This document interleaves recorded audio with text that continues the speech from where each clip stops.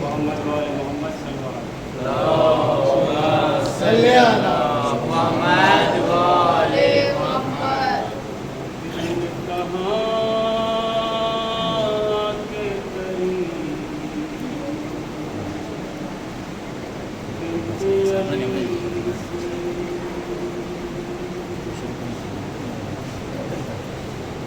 ہوئے وطن چلیے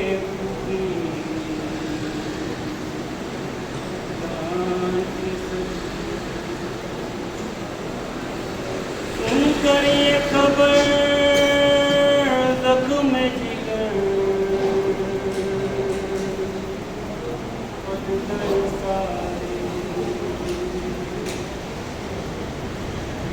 ہنستے لپٹے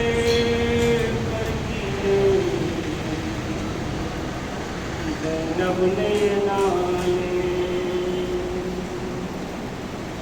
میں جب بھی وطن جاؤں گی بھیا میں جب بھی وطن جاؤں گی بھیا نگر جاؤں گی بھیا نگر جاؤں گی بھیا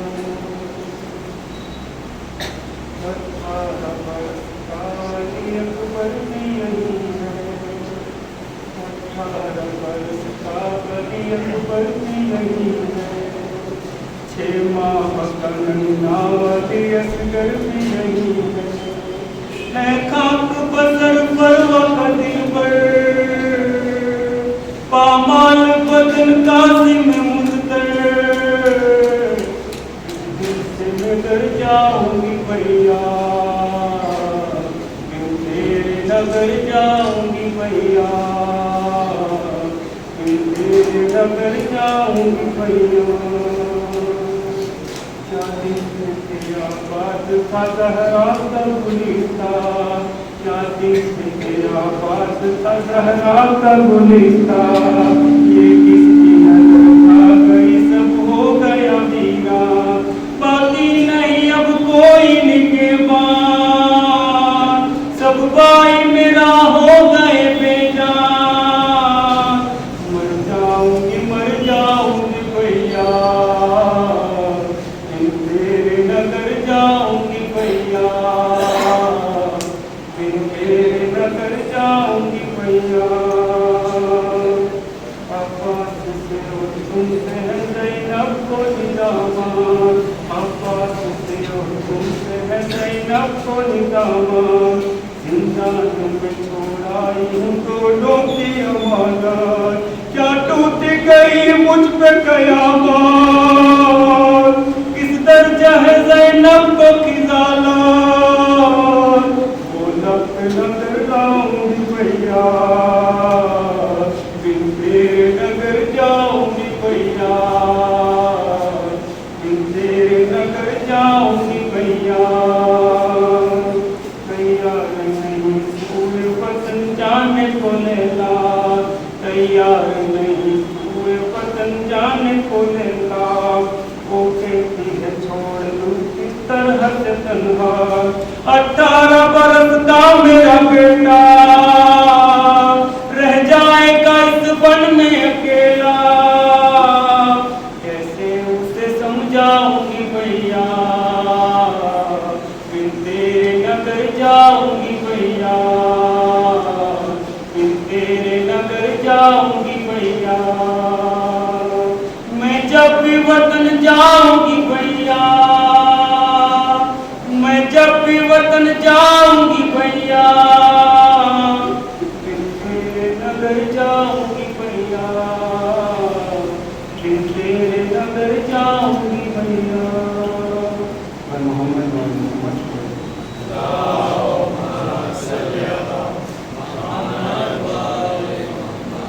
جناب سیدنا محمد صلی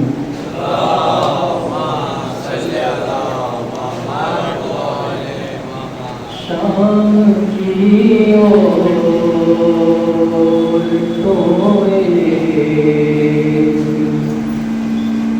وعدہ کرو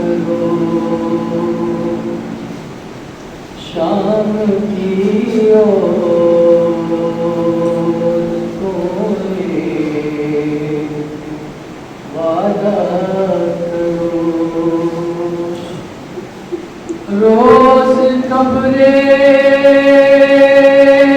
سکینہ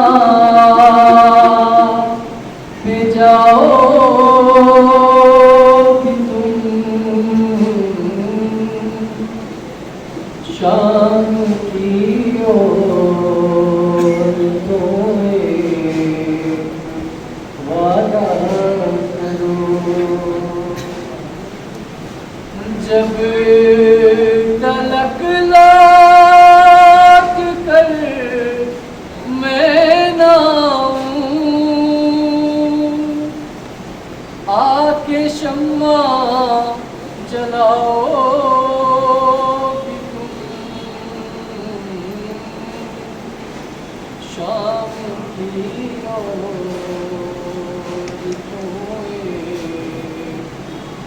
وعدہ ہم نے زندان سے پائی رہائی اب بہن پاس ہوگی نہ بھائی ارے بات اتنی سی بس یاد رکھنا میری بچی ہے غم کی ستائی تم نے بازار میں بھی ستایا اب نہ اس کو ستاؤ کہ تم شام کی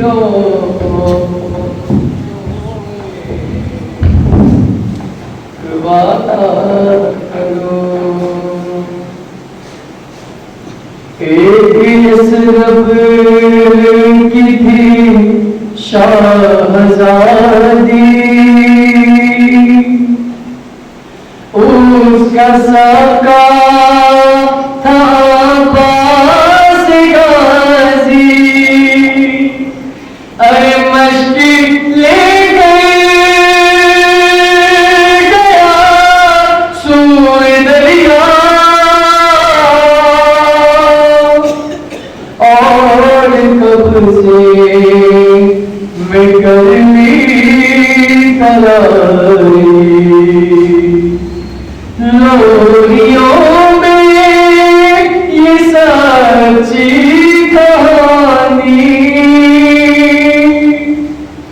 روز اس کو سناؤ بھی تم شام کی عورتوں وعدہ کرو جب کبھی قید خانے میں آنا بے بیوں کو نہ لانا ارے تم کو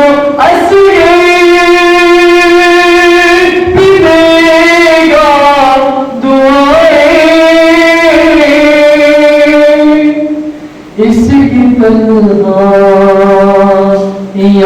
یوں مٹانا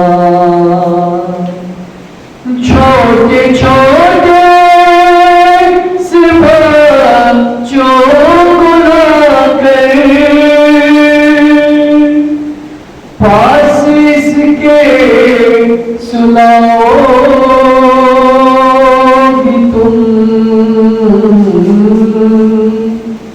شام کی عورتوں ایک وعدہ کرو قبر پہ کس پیاسو بہانے حال کہہ دے ستم کا سنا دے ارے قافلہ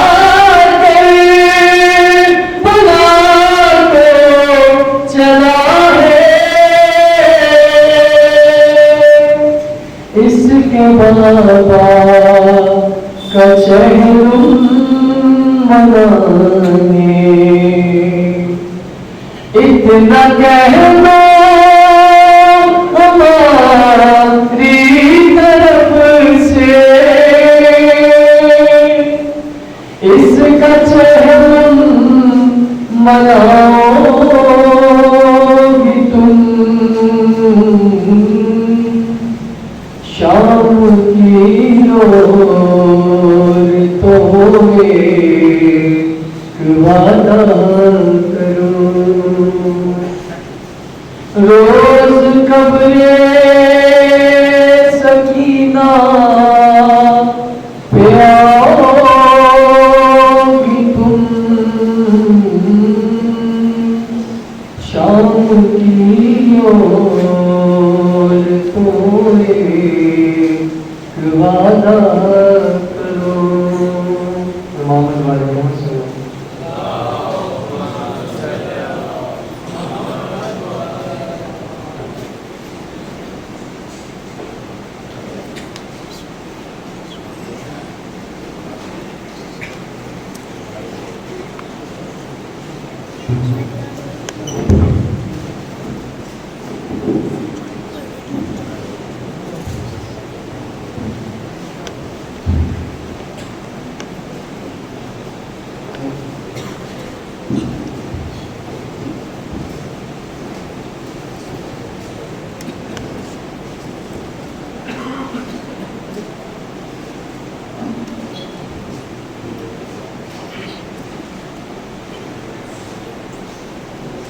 अपनी जानिब से और मरहूमीन की जानिब से सूरह फातिहा।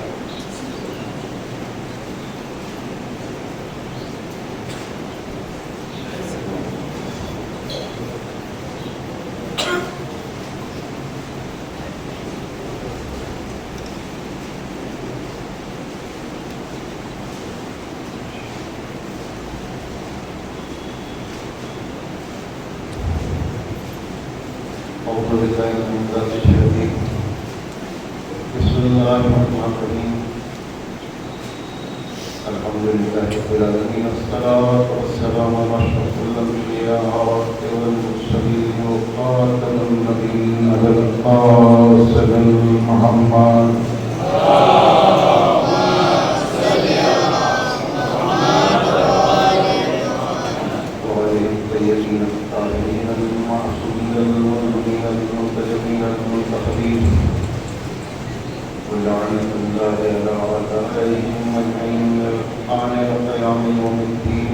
أما بعد فقد قال الله تبارك وتعالى في كتابه المبين ومصدق الصادقين وقوله الحق بسم الله الرحمن الرحيم وإنك لعلى خلق عظيم صلاة محمد اللهم صل على محمد وآل محمد سورہ نمبر 64 سورہ قلم آیت 4 جس کی تلاوت آپ کے لیے ہدیہ سماعت ہے، جس میں پروردگار عالم نے وہ جو کائنات کی حقیقتوں سے واقف ہے، جس نے اس پوری کائنات کو سجا کے انسان کے حوالے کیا اور اس انسانیت کی حفاظت اور ہدایت کے لیے اپنے محبوب کو آخری پیغمبر، آخری رسول اور آخری دین اور آخری کتاب دے کر زمین پر بھیجا، جہاں انسان کھلی گمراہی میں مبتلا تھا، جس کو بنا کے اس نے فخر محسوس کیا تھا کہ تبارک اللہ احسن الخالقین، کہ پاک کا وہ ذات جس نے انسان کو بنایا، لیکن اسی نے قرآن میں یہ اعلان کیا کہ یہ انسان ضلال مبین کو مبتلا ہو گیا تھا، تو میں نے اپنے حبیب کو بھیجا طے کریں گے انسان میں، اور ان کے کسی چیز کی تعریف نہیں کی کہ تم بہت اچھے فوجی کمانڈر ہو، تم بہت اچھے تجار ہو، لیکن تعریف کی تو اس کی کہ تمہارا اخلاق یقیناً سب سے عظیم ہے۔ یہ کم نصیبی ہے ہم لوگوں کی کہ ہم لوگوں میں یہ بات مشہور ہو گئی کہ کہ 40 سال کا زمانہ جو ہے قبل بعثت قبل نبوت کا زمانہ ہے، یعنی کہ 40 سال کے بعد نبوت ملی۔ اب اگر مسلمان یہ عقیدہ رکھے کہ 40 سال میں نبوت ملی تو یہ 40 سال کی زندگی کس کھاتے میں لکھی جائے گی کہ کہاں گزری؟ سوال کرنا پڑے گا نا، ہمیں تھوڑی دیر غور کرنا پڑے گا کہ یہ زندگی کہاں گزری، اور رسول نے اس زندگی کے بارے میں کیا ارشاد فرمایا، ملاحظہ فرمائے کہ فاران کی چوٹیوں پر جب سب سے پہلے آپ نے اعلان کیا تو اگر یہ کہا ہوگا کہ اب تک جو زندگی گزری وہ تو گزری، اب میں نبی ہو گیا ہوں، اگر ایسا کوئی جملہ ہوتا تو اس جملے کو، اس بات کو مان لیا جاتا کہ نبوت اب ملی، لیکن آپ نے اس 40 سالہ زندگی کے اخلاق کو ضمانت کے طور پہ پیش کر کے یہ کہا کہ تم نے، میں اگر تم سے کوئی بات کہوں تو تم یقین کرو گے؟ تو ان چھوٹوں نے مل کے ایک سچ بولا کہ اس زبان سے کبھی سچ کے علاوہ کچھ نہیں سنا، اس لیے یقین کر لیں گے۔ یعنی کہ اپنے اخلاق کا، اپنی صداقت کا کلمہ ان کافروں سے پہلے پڑھوا لیا۔ اس کا مطلب یہ ہے کہ 40 سال آپ نے اپنے اخلاق سے تبلیغ کی، آپ نے لوگوں کو بتایا کہ زندگی کس طریقے سے گزرتی ہے۔ وہ زمانہ جس میں انسان ظلم کر کے فخر محسوس کرتا تھا، آپ اس کو معمولی ظلم سمجھتے ہیں کہ باپ اپنی بیٹی کو دفنا کے فخر کرے، بے گناہ بیٹی کو دفنا کے فخر کرے، اور صرف باپ فخر نہ کرے بلکہ اس قبیلے میں شاعر بھی فخر کرے، اور اس میں باقاعدہ قصیدے لکھے جائے کہ ہمارے قبیلے کی سب سے بہترین داماد جو ہے قبر ہے، اس لیے کہ اس کی کوئی فرمائش و خواہش ہی نہیں ہوتی۔ جب سماج اتنی برائیاں اختیار کر لے تو پھر اسے ضلال مبین کہتے ہیں کہ کھلی گمراہی میں مبتلا ہے۔ میں اگر اپنے سماج کا ذکر کروں تو 60-70 سال پہلے جو بزرگ ہیں ان لوگوں کو یاد ہوگا کہ آپس میں جب شادی کا ذکر ہوتا تھا تو لڑکی کا رشتہ آتا تھا تو ایسے لوگوں کو ڈھونڈا جاتا تھا کہ جو رشوت نہ لیتے ہوں، لیکن 70 سال میں آزادی کے بعد حالات کیا ہو گئے کہ اگر پیغام آئے، رشتہ آئے لڑکی کا، اور یہ کہا جائے کہ صاحب لڑکا جو ہے IAS ہے، تو ہلکے سے ایک سوال کیا جاتا ہے کہ آفس اٹیچ ہے یا چارج ہے اس کے پاس؟ یہ کیا پوچھا جا رہا ہے؟ یہ صرف یہ پوچھا جا رہا ہے کہ رشوت مل رہی ہے، لے رہا ہے کہ نہیں لے رہا۔ آپ سمجھ رہے ہیں؟ جب سماج میں کسی برائی کو مانیتا مل جائے تو اس کا مٹانا بہت مشکل ہے۔ ویسا ہی سماج اس وقت تھا جس وقت لڑکیوں کو زندہ دفنا کے فخر محسوس کیا جاتا تھا، جس وقت کافروں کو لوٹنا جو تھا وہ کاروبار تھا، آپس میں نفرتوں کا مزاج تھا، ظلم و بربریت کا دورہ تھا۔ اس ماحول میں رسول نے اپنے اخلاق سے اپنے آپ کو پہچانوایا، اور یہ بھی ایک عجیب اتفاق ہے کہ حضور کو کسی نے محمد نہیں کہا۔ جب کمسن تھے تو آپ کو یتیم عبداللہ کے یاد کیا، جب تھوڑا سا شعور آیا تو آپ صادق اور امین کہلانے لگے۔ صلوات بھیجیں محمد علیہ۔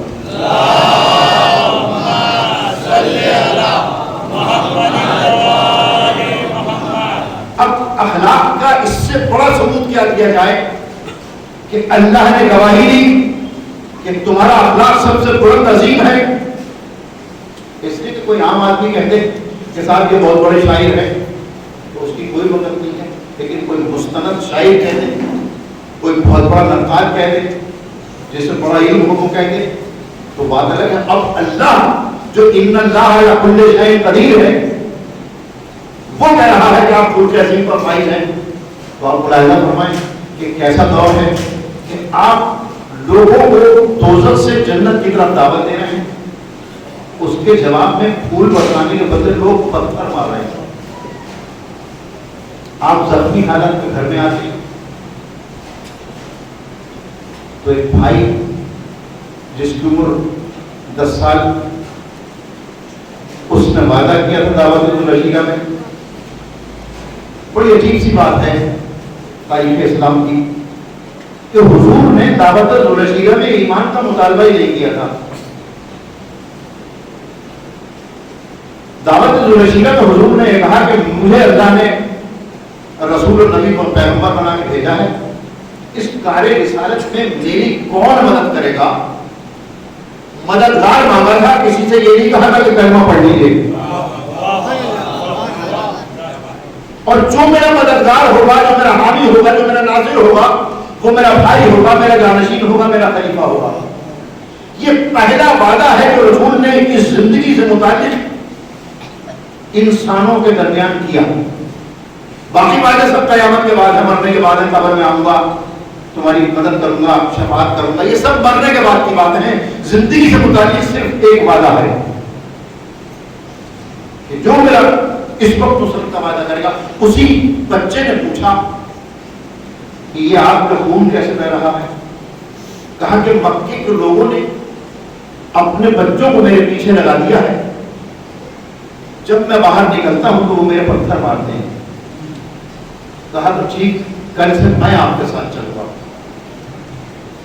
اب آپ سمجھے کہ جو جس کے بارے میں ارشاد فرمایا حضور نے کہ انا ولی من نور الواحد, سمجھ میں آئی اللہ کی حکمت کہ اسے 30 سال چھوٹا کیوں رکھا, کیونکہ جو بچوں کے ذریعے حملہ کرنے والے ہیں تو اس کا بچپنا کام آ جائے.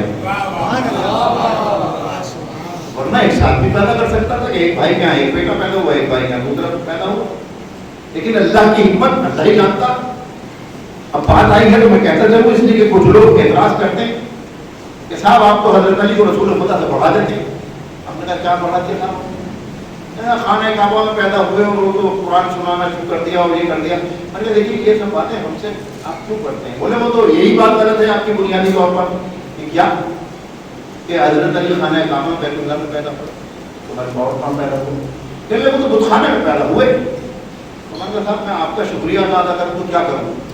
اس لیے کہ یہ سوال الجھا ہوا تھا کہ ایک عورت جو مدد مانگنے کے لیے گئی ہے بڑی سخت کیفیت میں جو درد ذیل میں ہے اور اسے مشکل ہے اس وقت, اس کے سامنے دیوار کیوں پھٹی؟ تھا ذہن میں کیوں ایسا ہوا؟ اگر خدا نہ کرتا, لیکن اللہ بھی تعلق کرانا چاہتا ہے کہ یہ کوئی اور نہیں ہے, یہ حیدر کی ماں ہے. ورنہ دیوار پھٹنے کے بعد کون سا مرد ہے جو اس دیوار کے اندر داخل ہو جائے گا؟ اس سے پاگلا تو تعجب کی بات نہیں ہے کہ پھٹ پڑے وہاں سے, لیکن اندر تو کوئی داخل نہیں ہو سکتا. تو میں نے کہا چونکہ آپ جیسے مسلمان پیدا ہونے والے تھے اور اللہ کو تو معلوم ہوگا کہ کون کون پیدا ہوگا, کیا کیا اعتراض کریں گے, اس لیے جناب فاطمہ بنت اسد پہ الہام کیا کہ تم دروازے کی طرف مت پڑھنا, دیوار کی طرف پڑھنا دربانا ہمارا کام ہے. اس لیے آپ دیوار کے ذریعے گئی تو آپ یہ محسوس کریں کہ یہ بت خانے میں نہیں بلکہ اللہ نے جس نے دیوار کو ایک بار پھاڑا پھر ملا دیا. اور کوئی روایت نہیں ملتی کہ جس وقت دیوار ملی ہو تو چیخنے اور چلانے کی آواز ہوئی ہو کہ ہے میں پھنس گئی, گھبرا گئی. اور 3 دن تک جناب ابو طالب یہ جناب رسول خدا کوئی ڈھونڈتا ہوا نہیں ملتا کہ یہ بیگم کہاں چلی گئی ہماری. اس کیفیت میں اگر کوئی عورت گھر سے چلی جائے تو آپ بتائیے کہ فکر ہوگی کہ نہیں ہوگی؟ لیکن فکر نہ ہونا اس بات کی دلیل ہے کہ یہ سب منصوبہ بند معاملات ہیں, سب کو الہام ہوا ہے کہ کیا کیا ہونے والا ہے. تو اس میں ہم کچھ نہیں بڑھا رہے ہیں, وہ قادر مطلق جو ہے وہ جو چاہتا ہے کرتا ہے. اس لیے کہ اس نے کچھ فضیلتیں رسول کو دی ہیں اور کچھ رسول کو بذریعہ آل محمد فضیلتیں دی ہیں. صلوات علی محمد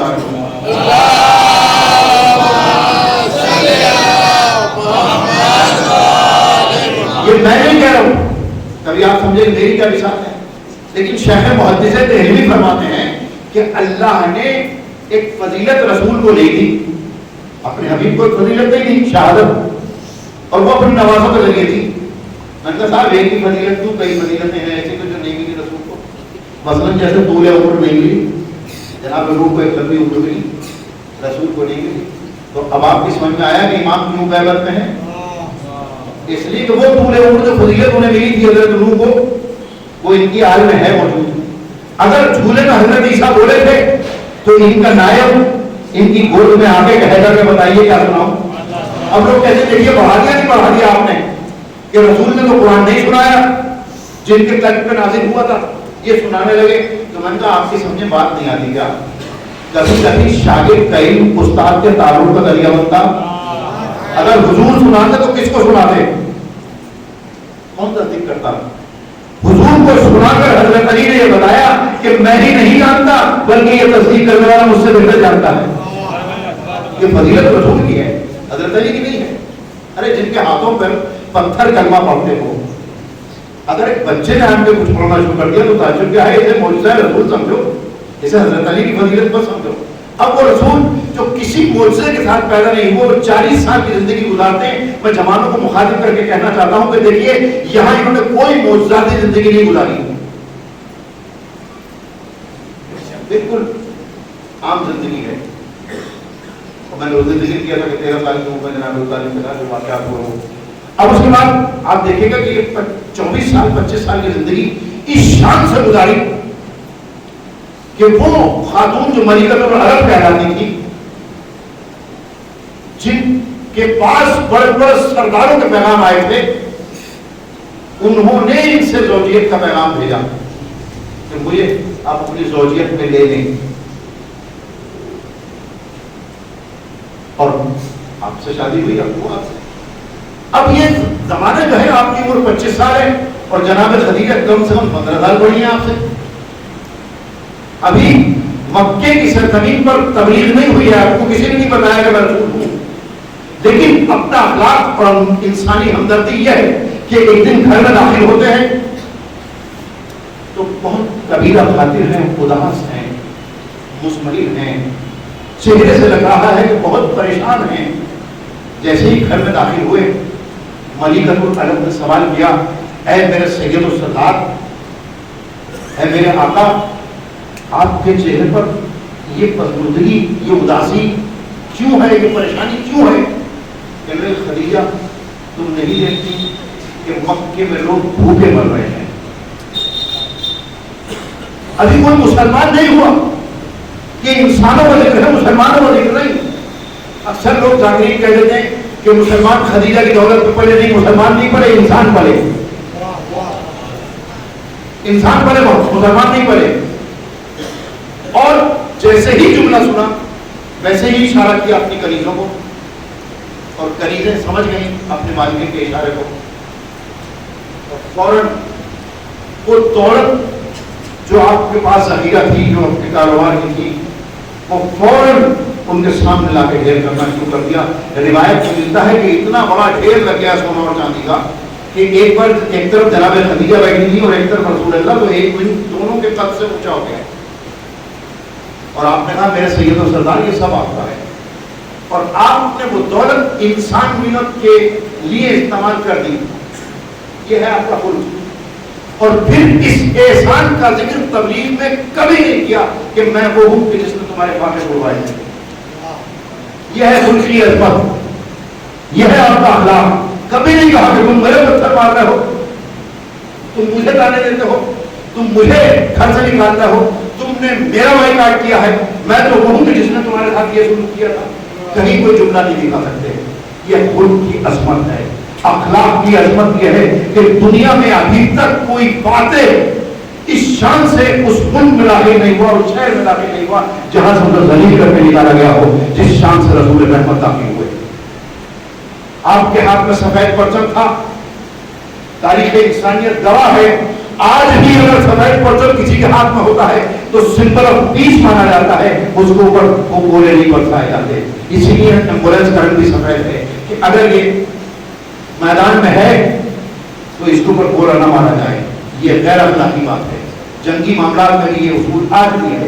آپ سفید فلیگ لے کر مکے میں داخل ہوئے، وہ مکہ جس نے آپ کی زندگی تنگ کر دی تھی، اور آپ کو قرآن نے اجازت دی کہ رسول جنہوں نے تمہیں بے گھر کیا تھا تم ان کو شہر بدل کر سکتے ہو، اے رسول تمہیں جنہوں نے ستایا تھا تم ان سے بدلہ لے سکتے ہو۔ لیکن یہ اخلاق رسول ہے کہ آپ نے کہا آج عام معافی کا اعلان ہے، جو خانہ کعبہ میں چلا گیا اسے معاف کر دیا جائے گا، جو اپنے گھروں میں چلا گیا وہ معاف کر دیا جائے گا۔ خبردار کوئی کسی بزرگ کے اوپر بدتمیزی نہ کرے، کسی عورت کی بے حرمتی نہ ہو، خبردار کسی بچے کو کوئی تکلیف نہ پہنچے۔ اس کی تعلیمات کو فراموش کر کے بچوں پر گولیاں چلا کے نعرہ تکبیر بلند کرنے والے مسلمان ننگے اسلام تو ہو سکتے ہیں، مسلمان نہیں ہو سکتے۔ اعتراض ہوتا ہے کہ مسلمان آتنکوادی ہے، اس کی امت پر اعتراض ہے جو رحمت للعالمین ہے، جس نے دشمنوں کو معاف کیا ہے، جنہوں نے زخمی کیا تھا، جنہوں نے 3 سال اتنی سختی ہوتی کہ جناب ابو طالب اور جناب خدیجہ کا انتقال ہو گیا اس سب دنوں میں، اس لیے کہ کھانا نہیں مل سکا، غذا نہیں مل سکی، اور یہ لوگ اس ساتھ چھوڑ کے چلے گئے۔ اب وہ ربی اس کا احسان کیسے جتایا جائے، کیسے مانا جائے کہ جس کی وجہ سے حضور مکے میں تھے، جب انتقال ہو گیا جناب ابو طالب کا تو اللہ نے جو ان اللہ علی کل شیء قدیر ہے اس نے کہا کہ مکہ چھوڑ دو، چھوڑ دیا مکہ۔ ہم پر اعتراض ہے کہ ہم اس کی امت میں ہیں لیکن ہمارا تک نہیں ہے، کیوں؟ کیونکہ کچھ مثالیں ہیں ہمارے سامنے کہ 150 بچوں کو مار دیا گیا اسکول میں جا کے، گولیاں چلا دی گئی اور نعرے تکبیر بلند کیے جاتے ہیں۔ تو میں نے ایک جگہ جب مجھ سے پہلے RSS کے وائس پریزیڈنٹ نے تقریر کی عید میلاد النبی کے موقع پر، اسکول ہندوؤں کا تھا، سرکاری اسکول تھا، اسی کا بنوایا ہوا تھا، اور اس نے یہ اعتراض کر دیا کہ مسلمان آتنکوادی ہوتے ہیں۔ اس کے بعد میری تقریر کی، میں نے کہا کہ آپ نے ایک جملہ تو بہت اچھا کہا کہ مسلمانوں کو امریکہ سے بات نہیں کرنی چاہیے، اس سے تو میں متفق ہوں، لیکن جہاں آپ یہ کہتے ہیں کہ مسلمان آتنکوادی ہوتا ہے تو مسلمانوں میں دو کردار بہت واضح ہیں۔ ایک وہ لوگ ہیں جو گھوڑے کی کمر پہ بیٹھ کے آئے تھے، جن کے ہاتھوں میں تلواریں تھیں، جنہوں نے ہندوستان کی زمینوں پر قبضہ کیا، حکومت بنائی، قلعے بنائے، اور جب مرے تو ان کے مقبرے بنے۔ لیکن دوسرا طبقہ وہ تھا جو ہاتھوں میں تسبیحیں لے کے آیا تھا، اس کے ہاتھ میں تلوار نہیں تھی، انہوں نے زمینوں پر قبضہ نہیں کیا، انہوں نے دلوں پر حکومت کی۔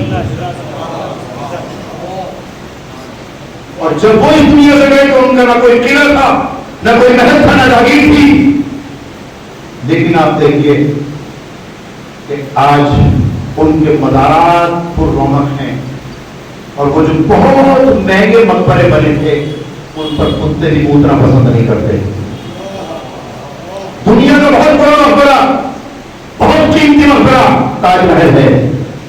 کسی مسلمان سے پوچھیں کہ تم نے شاہجہاں کو فاتحہ پڑھی، اس کا جواب یہ ہوگا کہ میں تاج محل دیکھنے آیا تھا، فاتحہ سے کوئی تعلق نہیں ہے۔ لیکن خواجہ غریب نواز کے یہاں جائیں، نظام الدین اولیاء کے یہاں جائیں، شاہ عالم صاحب کی درگاہ میں جائیں، کسی درگاہ میں چلے جائیں، غیر مسلم بھی ہوگا تو سر چھپا کے جا رہا ہوگا۔ یہ دو کردار بہت واضح ہیں، تو آپ کو اندازہ ہوگا۔ اور یہ جملہ بھی میں آپ سے کہنا چاہتا ہوں کیونکہ میں جس شہر کا رہنے والا ہوں وہاں پر ایک مزار ہے سید حسین شرف الدین شاہ برائے صاحب کا، جہاں پر سانپ اور بیچو نقصان نہیں پہنچاتے، وہاں بہت تعداد میں پائے جاتے تھے۔ جب آپ وہاں پہنچے تو لوگوں نے کہا کہ یہاں سانپ بیچو بہت ہیں، تو آپ نے کہا کہ ہمیں نقصان نہیں پہنچائیں گے۔ اس ہم میں صرف ہم ہی نہیں تھے، ہندو بھی تھے، مسلمان بھی تھے۔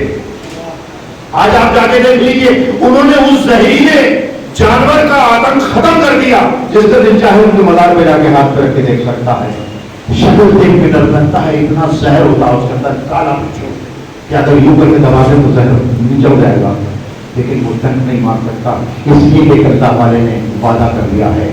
بس یہی چاہتا ہے پروردگار عالم، کیونکہ انسان کی فطرت کو اس نے رکھا ہے کہ جس انسان کو وہ محبت کی نظروں سے دیکھتا ہے اس جیسے عمل کرنے کی کوشش کرتا ہے۔ جوانوں کو آپ نے دیکھا ہوگا کہ اس زمانے میں کچھ اسی ٹائپ کے ہیئر اسٹائل ہیں، اسی ٹائپ کی داڑھیاں ہیں، اسی ٹائپ کی مونچھیں ہیں، وہی پھٹے ہوئے پینٹ ہیں، اس لیے جس سے منصیت ہے ویسا ہی لباس ہے، ویسے ہی کٹ ہے، ویسا ہی اسٹائل ہے۔ اسی لیے اللہ نے اپنے محبوب کو آخری پیغمبر بنا کے بھیجا کہ ایسی ذات ہوگی جسے اس نے حبیب کہہ دیا، اور شاید یہ ان کے شایان نشان نہیں ہے۔ اس لیے تو قرآن کا تو کچھ اور اس سے خوبصورت آیت نازل کرتے ہیں، فَاتَّبِعُونِی یُحْبِبْکُمُ اللَّہ، اگر تم میری اتباع کرو گے تو تم اللہ کے محبوب ہو جاؤ گے، یعنی کہ یہ مسلمان محبوب ہو جائے گا اللہ کا، اور جب اللہ کا محبوب ہو جائے گا تو پھر آپ بتائیے پھر کائنات میں رکھا کیا ہے، پھر تو سب کچھ اس کے اختیار میں ہوگا، وہ جو چاہے گا کہے گا۔ اب آپ دیکھیے گا کہ آپ نے حضور نے 40 سالہ زندگی بالکل عام طریقے سے گزاری، آپ نے مستقل طریقے سے اور وہی کے حضور کے مطابق زندگی گزاری، وہی تو 40 سال کے بعد شروع ہوئی، لیکن آپ کی زندگی کے 40 سالوں میں تو کوئی لمحہ بھی ایسا نہیں بتایا جا سکتا کہ جہاں پہ یہ کہا جا سکتا ہو کہ یہ عمل قبل نبوت کرنا اس لیے اس کو چھوڑ دیا۔ دیا جائے، ایسا کبھی نہیں تھا، بلکہ پوری زندگی اسی طریقے سے گزری. اب آپ دیکھیے گا کہ کیا نبوہ اللہ نے عطا کیا. یہ اعلان تھا آپ کا کہ آپ کو کیا بنا کے بھیجا ہے. لوگوں کو یہ غلط فہمی ہو گئی کہ وہ ہم جیسے تھے. آپ بتائیں کہ جس وقت کافر نے کہا کہ ذرا پیڑ کو جلا کے دکھا دیجیے، یعنی کہ کافروں کا بھی عقیدہ یہ تھا کہ جو اوپر سے آتا ہے وہ ہم جیسا نہیں ہوتا. پیڑ کو جلا کے دکھا دیجیے، یہ بات اس بات کی دلیل ہے کہ وہ جانتے تھے کہ ادھر سے آئے گا تو کچھ ایکسٹرا آرڈنری ہوگا، ہم جیسا نہیں ہوگا. پیڑ کو جلا کے دکھا دیا، کہا کہ نہیں زمین پہ جادو چل جاتا، ذرا آسمان پر چاند کو دو ٹکڑے کر کے دکھائیے. آپ نے چاند کو دو ٹکڑے کر دیے. مجھے شرف القمر کا معجزہ نہیں پڑھنا ہے، لیکن میں تمام مسلمانوں سے پوچھنا چاہتا ہوں کہ جس وقت کافر کے کہنے سے اللہ کے رسول نے چاند کے 2 ٹکڑے دیے تو کوئی ایک آیت دکھائیں کہ جو نازل ہوئی ہو کہ یہ تم نے توڑ پھوڑ کیوں مچا دی، کافر کے کہنے سے ہمارا چاند کیوں توڑ دیا. کوئی آیت نازل نہ ہونا اس بات کی دلیل ہے کہ میں نے اسے مختار کائنات بنایا ہے کہ اپنا زیادہ نہ سمجھنا. تو یہ اللہ کے اس آخری نبی نے اس شان سے ہمارے سامنے توحید پیش کی ہے کہ 1400 سال سے مسلمانوں کا ایک فرقہ بھی آپ کو اللہ یا اللہ جیسا نہیں کہتا، اپنے جیسا کہنے والے پیدا ہو گئے، لیکن اللہ کا شریک کہنے والا کوئی پیدا نہ ہوا. اس احتیاط سے آپ نے توحید پہنچائی ہے. لیکن آج کی تاریخ 28 صفر، اس سے پہلے 2-3 دن پہلے کا واقعہ ہے. حضور نے صحابہ کرام سے کہا کہ لاؤ کاغذ اور قلم دو تاکہ میں تمہیں کچھ تحقیق کر دوں تاکہ تم گمراہ نہ ہو. میں بالکل بچوں کو سمجھانے کے لیے کہہ رہا ہوں کہ کسی ٹیچر نے اپنا پورا کورس کرا دیا ہو، پورے کورس پڑھا دیا ہو، اور اس کے بعد کلاس میں وہ آگے یہ کہے کہ کچھ امپورٹنٹ پوائنٹس نوٹ کر لو، اور کوئی کھڑا ہو کے یہ کہتے رہتا کہ صاحب پڑھا تو دیا پورا کورس، آپ نے اب کیا ضرورت ہے، کورس کی کتاب کافی ہے. تو یہ بتائیے اس ٹیچر کی توہین ہے کہ نہیں ہے؟ میں نے ابھی آپ کے سامنے عرض کیا کہ قرآن نے اجازت دی تھی کہ جنہوں نے تمہیں گھر سے نکالا ہے انہیں گھر سے نکال دو، لیکن رسول رحمت نے دشمنوں کو گھر سے نہیں نکالا. لیکن صحابیوں نے کچھ درمیان میں اتنی بدتمیزی کی کہ آپ کو کہنا پڑا فخروج نکل جاؤ گے. تاریخ موجود ہے، واقعہ کربلا سنگین ترین واقعہ ہے انسانیت کا، لیکن تاریخ اسلام کا سب سے برا واقعہ یہ لگتا ہے کہ رسول کی زندگی میں، رسول کی موجودگی میں صحابہ کرام کے درمیان میں کوئی آدمی یہ کہتے کہ قرآن کافی ہے، آپ کی حدیث کی کوئی ضرورت نہیں ہے. لیکن میں سلام کروں گا ان کی عظمتوں کو کہ رسول کی بیٹی نے اپنے باپ کو اس آخری قول کو صرف ایک دعوے سے ثابت کر دیا. ایک احسان ہے رسول کی بیٹی کا پوری انسانیت پر کہ اگر حکومت تمہاری جائیداد ضبط کر لے تو حکومت پہ دعویٰ کر سکتے ہو. اس سے پہلے کسی نے دعویٰ کیا نہیں تھا، یہ سب سے پہلا دعویٰ رسول کی بیٹی نے کیا ہے کہ اگر حکومت بھی تمہاری جائیداد پر قبضہ کرے تو تم دعویٰ کر سکتے ہو. یہ غلط بات ہے کہ فیصلہ کیا ہوا، لیکن یہ پوری انسانیت کو دے کے گئی. اور بزرگ کی بیٹی نے قرآن کی آیتیں پڑھی کہ جب داؤد کے وارث سلیمان ہو سکتے ہیں تو میں اپنے باپ کی وارث کیوں نہیں ہو سکتی. اور گواہی میں ام ایمن کو پیش کیا جو جناب عبداللہ کی کنیز تھی، رسول اللہ کو ملی تھی اور اب آپ کے پاس تھی. آپ سوچیے اولی طور پر یہ آپ نے ثبوت دیا. وہ لوگ جو تک کہہ رہے تھے حسبنا کتاب اللہ، وہ قرآن کی کوئی آیت نہیں پڑھ سکے. رسول کی بیٹی اپنے باپ کو قول کو اس میں ثابت کرنے میں کامیاب ہو گئی کہ رسول جو کہہ رہے تھے، میرے بابا جو کہہ رہے تھے، اگر وہ تم کر لیتے تو تم گمراہی میں نہ جاتے، لیکن تم نے نہیں مانے. اب تم حدیث سے پڑھ رہے ہو، قرآن کی آیتوں کے جواب میں تم نہیں کہہ پا رہے. وہ لوگ جو اردو کہہ رہے تھے حسبنا کتاب اللہ، انہیں تو قرآن کی آیتیں پڑھنا چاہیے، اب حدیث پڑھنے کی کیا ضرورت تھی. لیکن یہ سب کچھ ہوا، اس کے باوجود کوئی ایک روایت ایسی نہیں ملتی کہ جہاں رسول یا آل رسول نے اخلاق سے ذرا سا بھی ادھر ادھر کر کے زندگی گزاری ہو. اس لیے رسول کی زندگی تمام ہوئی 63 سال میں، لیکن اخلاق رسول کا سلسلہ آج تک باقی ہے. अखलाक रसूल इमाम हसन के पास भी था, हजरत अली के पास भी था। आप जरा मुलाहिजा फरमाएं, सिर्फ एक वाकया कहना बहुत आसान है, लेकिन जिस पर अमल करते हुए आदमी को बहुत समझ में आ जाती है बात, कहाँ ये हो सकता है। एक शख्स है जो शाम से आया है, मदीने में है और गुस्ताखी कर रहा है आपके सामने, आपके बुजुर्गों के लिए, आपके लिए बदतमीजी कर रहा है, सबको सितम कर रहा है, आप देख रहे हैं। आपका शख्स कुछ एक परदेसी लगता है, परेशान है, खाना न खाया हो तो खाना खा लो, खैर तेरी जगह ना हो तो तेरे लिए इंतजाम कर दो। और जो तू कह रहा है, अगर तू अपने कौल पर सच्चा है तो अल्लाह मुझे माफ कर दे, और अगर तू झूठा है तो अल्लाह तुझे माफ कर दे। अब बताइए ये अखलाक जो है, यह है तब्लीग का जरिया। अगर हम लोग आपस में दस्तूरमान होने लगे, हम आपस में लड़ने लगे, तो हम दूसरों को क्या समझा सकते हैं। मैं आपसे माजरत के साथ एक जुमला अर्ज करना चाहता हूँ। एक तस्वुर करें कि क़यामत का मंजर बर्पा हो गया। अब हिंदुस्तान के लोग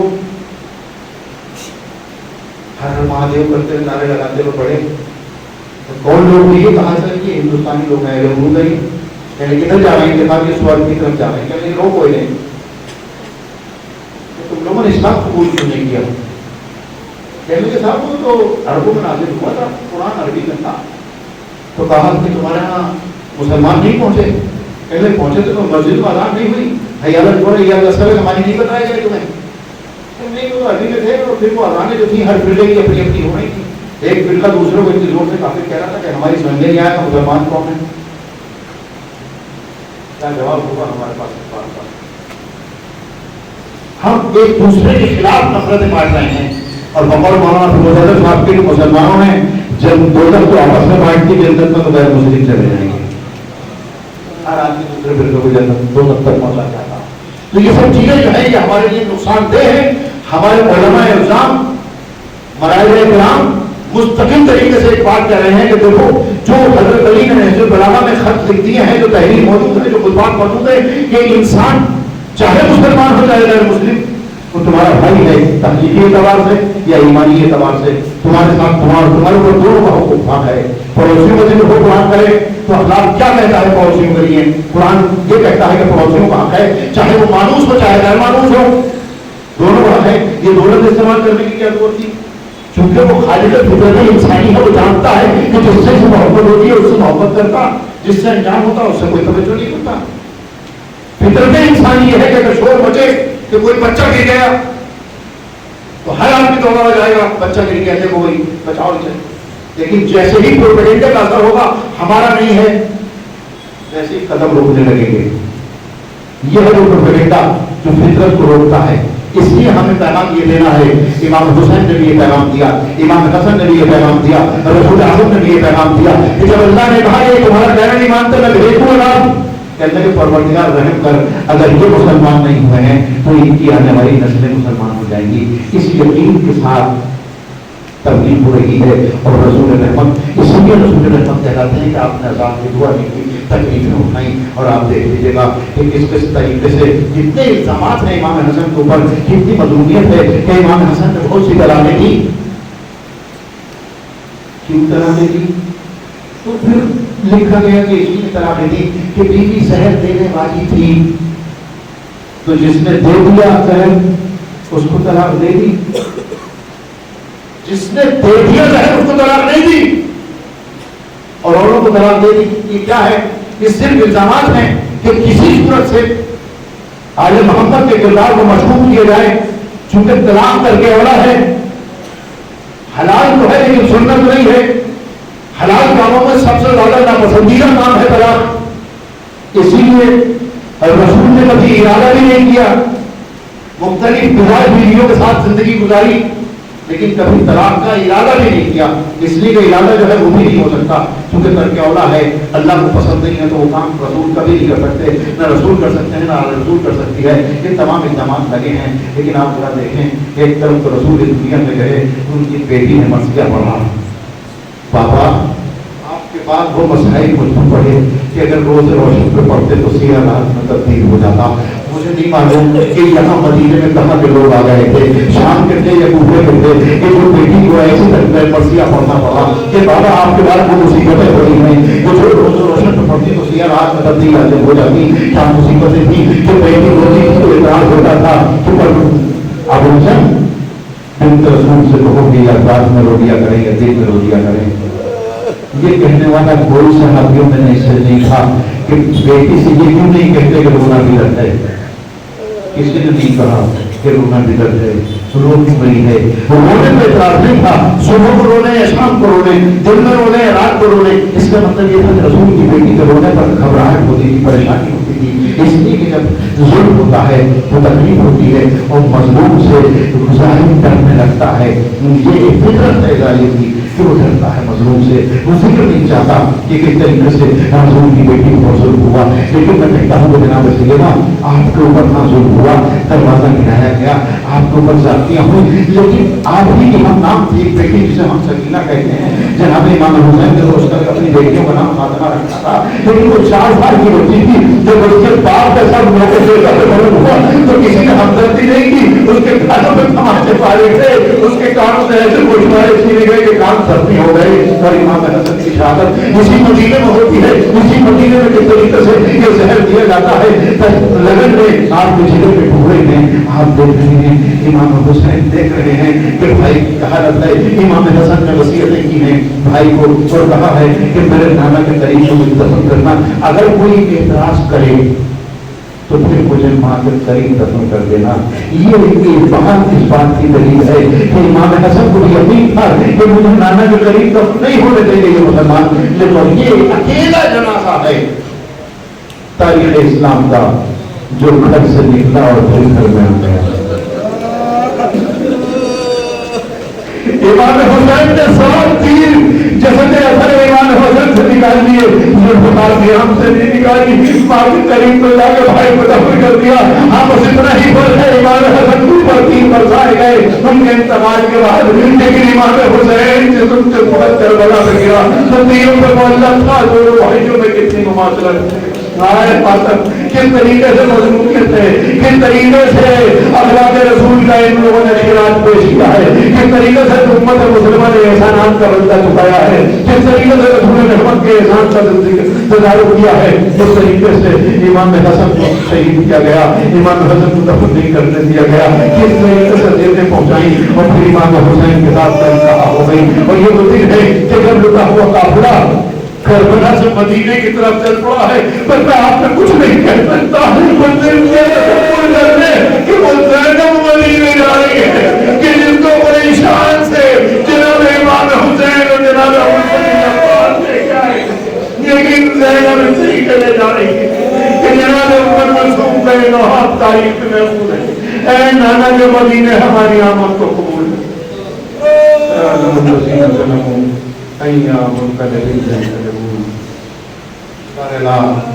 जिन लोगों ने ये अज़ादारी शुरू की है, ये मजालिस शुरू की हैं, जिन लोगों का सिलसिले में ताबूर है, जिन लोगों ने इसमें पहल की है, परवरदिगार उनके दर्जा को बुलंद फरमा। परवरदिगार ये बुजुर्गों की विरासत में मिली है, इसे हम बहुत नबूवी अपनी अगली नस्ल तक पहुँचा सकें।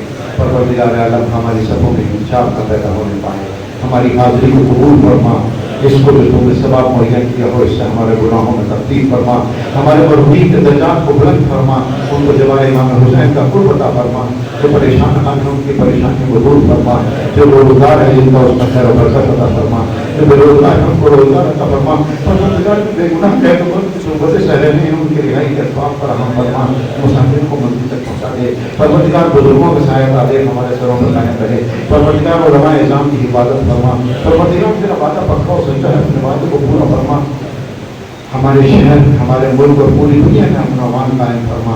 हम क्या आदि नबी को भेज दे, हमें उनके नासर मददगारों में शुमार फरमा। एक बार सूरह हम पढ़कर तमाम मज़लूमीन को जो अज़ादारी में इसी उन्वान के शरीक रहते थे उनके लिए खास तरीके से और तमाम मुमीन और मुनाफिकों को साथ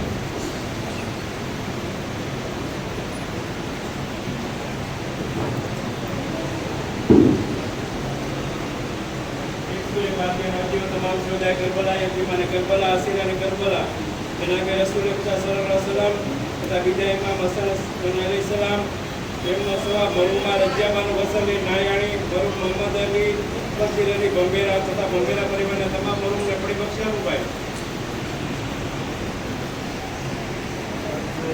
नबी जहाँ से करेवा मुसीबत नबी जहाँ से करेवा मुसीबत हजरत नबी जहाँ से करेवा मुसीबत हजरत नबी जहाँ से करेवा मुसीबत सरवाज बात बाप हुआ मुसीबत हजरत नबी जहाँ से गए मुसीबत यारो कयामत बड़ी तो जहान में यारो कयामत पड़ी तो जहान में यारो कयामत बड़ी तो जहान में यारो कयामत बड़ी तो जहान में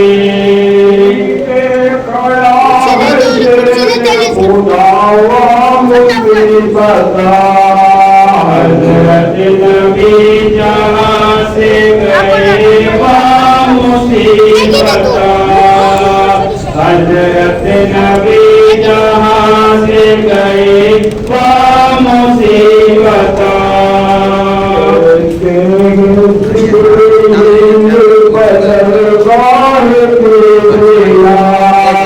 कहते हैं जिब्राइल बदरगाह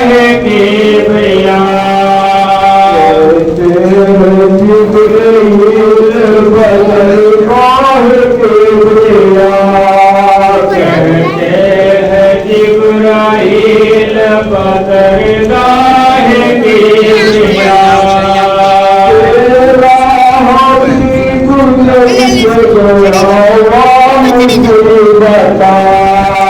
हजरत नबी जहाँ से गए मुसीबत हजरत नबी जहाँ से गए मुसीबत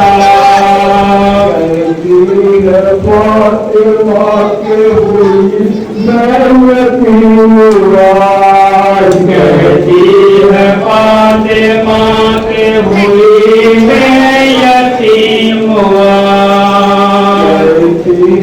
फातिमा के हुई मैं यतीम कहती है फातिमा के हुई मैं यतीम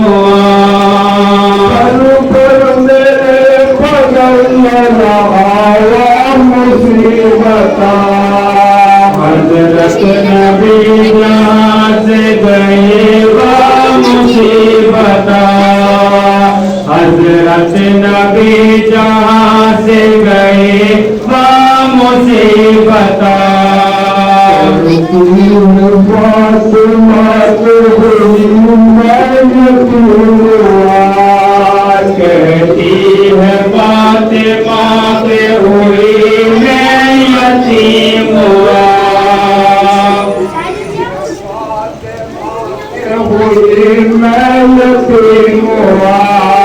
कहती है फातिमा के हुई मैं यतीम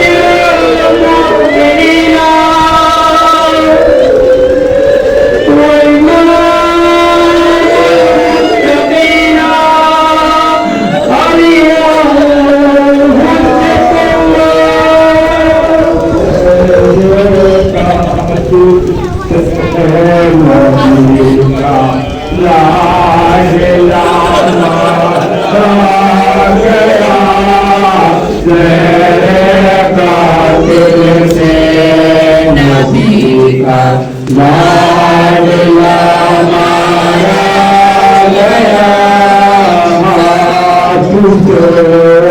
मात आए जुल्म ढाया गया ज़हरे कातिल से नबी का लाडला मारा गया चादरे तकहीर में दाखिल करे दिल को रसूल नादरे तकहीर में दाखिल करे जिसको रसूल आए गुर्बत के लिए अबू दोस्त तरसाया गया दिल से नबी का लाडला मारा गया ज़हरे कातिल से नबी का लाडला मारा गया फातिमा का राज दुलारा हसन फातिमा का राज दुलारा हसन हैदर करनाल का प्यारा हसन अहमद दिलशा का दिलबर हसन मेरे दगा से तुझे मारा हसन हसन मुस्तफा हसन मुस्तफा आगे नबी समा हसन मुस्तफा गिर गया सारा कहा हसन मुस्तफा आई न तूने अमा हसन मुस्तफा रंगली तेरी जा हसन मुस्तफा रंगली तेरी जा हसन मुस्तफा चोरी लाल के लिए झगड़ा किया मारे दाना जैसे खंडन दे दबा नाना के पैरों में लगड़ नहीं दिया हो गए माने से तुम्हारा हसन मुस्तफा हसन मुस्तफा हसन मुस्तफा हसन मुस्तफा भाई दूध में बात की दूसरी कहते भाई दूध में